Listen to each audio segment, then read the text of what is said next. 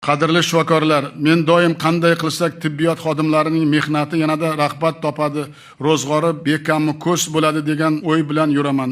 Endi har yili tibbiyot va farmatsevtika xodimlari kuni munosabati bilan davlat tibbiyot muassasalarining barcha xodimlariga pul mukofoti beriladi. Tumanda yangi davolash usulini joriy qilgan shifokorlar 21 million so'mdan mukofot oladi. Davlat tibbiyot muassasalarida kamida 15 yil ishlagan tibbiyot xodimlariga sanatoriyaga bepul yo'llanma beriladi.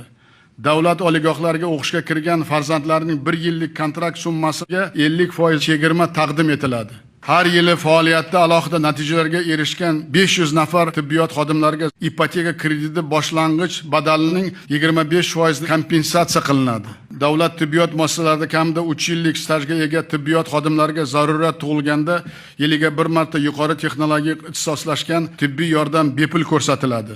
Xalqaro tan olingan indekslanuvchi jurnallarda ilmiy maqola chiqarishga sarflangan xarajatlar to'liq qoplab beriladi. Tibbiyot xodimlariga barcha turdagi davlat xizmatlari to'lovi 2 karra kamaytiriladi. Bunga qo'shimcha 100 milliard so'm ajratamiz. Agar tibbiyot xodimi oilasi va farzandlariga ko'proq vaqt ajratsa, o'z ustida chuqurroq ishlasa, shaxsiy rivojlanish, kasbga bo'lgan muhabbat, eng muhimi ishidagi sifat va unum yanada oshadi. Shuning uchun kelgusi yil 1-apreldan davlat tibbiy muassasalaridagi oyliklarni to'liq saqlab qolgan holda ish haftasini hozirgi 6 kundan 5 kunga o'tkazamiz. Jizzax tog'larining eng so'lim go'shalaridan birida qad ko'targan alohida dam olish maskani tibbiyot xodimlari uchun tuhfa qilinadi.